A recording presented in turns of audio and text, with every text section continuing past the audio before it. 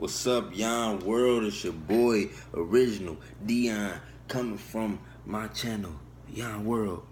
And today, what we talking about on this segment titled Breaking Down the Game. We talking about music streaming, and music streaming is probably one of the biggest things that has impacted the music industry since 2015. And today, what I'm gonna be doing is giving y'all my personal experience and my ranking, my big three. Who's the big three in the music streaming industry? That's what I'm gonna get y'all, and that's what we gonna find out today. So, not to waste 1 minute of y'all time, the big three, my big three, based on my experience, and I have got my feet wet in music streaming. You know, y'all can click the links in the description to check your boy out. But based on my experience, Apple Music, Spotify, Tidal, them the big three. Apple Music number one because it's the most popular. Nobody who don't have a fucking iPhone, like who. What, nigga? You got an Android? Don't text me, nigga. I don't text nobody in green, nigga. What? So Apple Music is number one on the streaming. It's number one on my list because it pays out the most. The model right now for most streaming companies is 70%. They pay out 70% of what they make in ad revenue, and then subscriptions to the artists and copyright holders. They pay out 70%, but Apple Music pays out 71.5.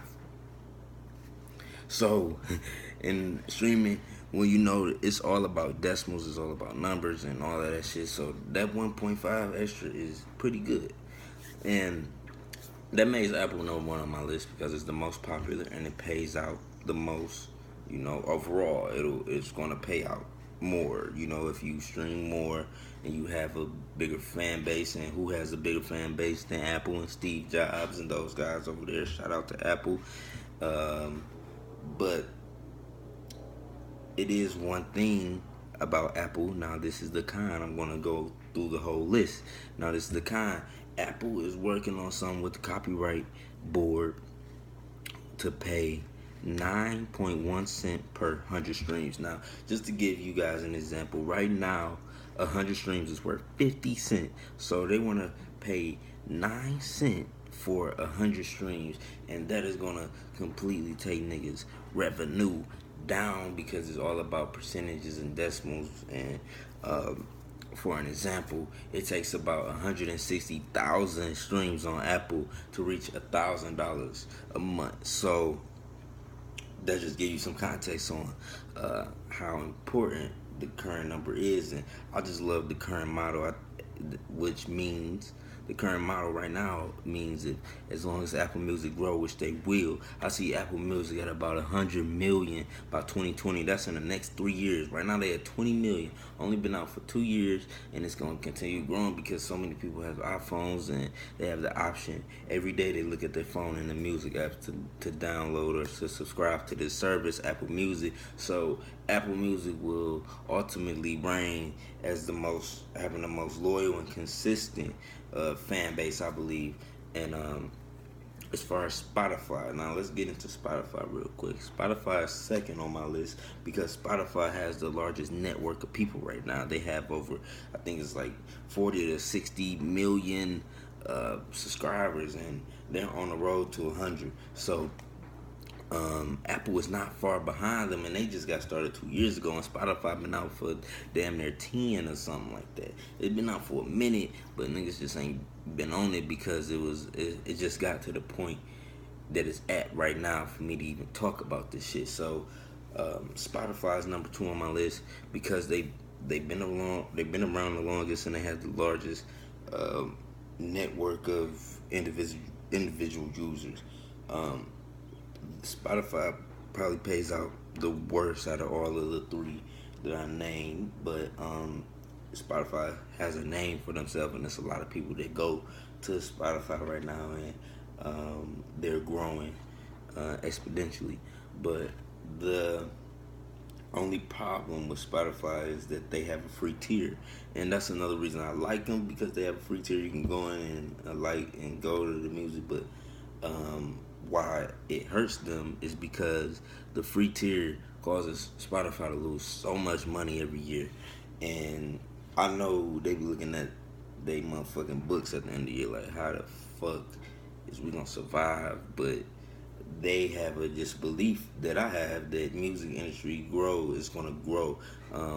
Everybody's getting converted, and it's like the older people, they love their records and they love their shit, all that shit on Apple Music, and all of that old shit it's such a library of shit they putting on the streaming services, and it's not really being targeted to old people. It's being targeted to college students, young kids. All these new generations after us is going to be integrated with streaming as their way to consume music. So it's going to reach 100. Apple Music is going to reach 100 million subscribers by 2020 in the next 3 years. And now it's kind of like the point to get in. Whether you're a solo artist, whether you make beats, whether you make meditation audio, whether you want to just talk and have an album where you just talking, or whether you want to get creative and name your songs like popular songs to get their traffic. You know what I'm saying? It's so many different ways to eat off of this music streaming, and definitely if you know how to catch trends, like if you drop a fucking Christmas song in the holidays when you know Apple Music and all that shit, everybody's streaming holiday songs and shit. So it's just about catching trends too. And third on the list is Tidal. Now Tidal is third on my list, and Tidal has a great potential, but they're in this spot only because they don't have the people. They don't have a lot of people there. It's not a lot of people downloading it, and people just don't talk about Tidal as much as they talk about Apple Music and Spotify. So it's just not in the conversation like that. Even though they had a big board meeting with you see all the artists going on stage and doing all that. But another Tidal is number 3 also. They pay the most, Tidal pays the most. Like for 100,000 streams, you can get $1,000. Now I don't think I said it for Spotify, but for Spotify, it probably takes about 210,000 streams to get $1,000. For Apple Music, it takes 160,000 streams for $1,000, and with Tidal, it only takes 100,000 streams, and you got $1,000. So over the long run, you got 10 songs on your album. They all doing 10,000 plays a week. You're making 100,000 a week. It'll add up, and you can get more and more thousands, and you have a loyal fan base. They come every fucking week. Like, just for example, an artist, his name is Lil Uzi Vert. Like, I don't really listen to the music, but I pay attention to the numbers. So in his numbers, he do about 50 million streams a week. So that shit is like $300,000. Like if it was on Apple Music solely, it'd be $300,000. Like, I know he ain't seeing all of that, but he probably at least seeing 100,000, just 100,000 a week. At his age, that's a blessing. But Spotify, music streaming, all of this shit has great potential to grow over the next 3 years, and I'm advising anybody who's a musician, who's a content creator, who's a beat maker, to upload projects on Apple Music, Spotify, get people to listen to them, figure out how to get into playlists, because playlists are the most powerful things on these music streaming.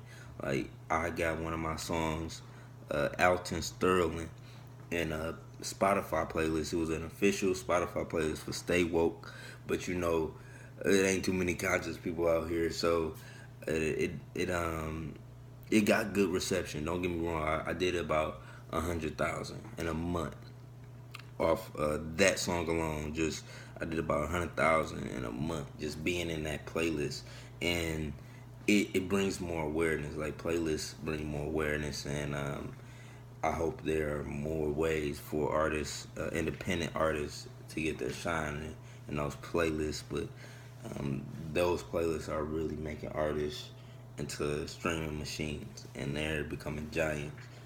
and they just got a system. So yeah, again, this was about streaming. My big three: Apple Music, Spotify, Tidal. Oh, I ain't tell y'all. Tidal, um, the the comeback story for Tidal is Sprint just bought all of this stock. I think they got like 31%. They got a nice chunk of Tidal to the point where it gave Jay-Z 200 million. So they had a nice chunk of Tidal, and we have yet to see what this is going to do in the streaming industry. Maybe it will allow access to all the Sprint users, and that will give Tidal a different ranking. That would make Tidal either number one or number two, depending on the impact it has, with the consumers. So right now, though, is sitting at number three. But when that happens, that might change it. So I just wanted to add that into my whole spiel. Again, this is original Dion, and you're watching my channel, Yon World. I would love for you to subscribe, like, or comment on this video, share it with your friends.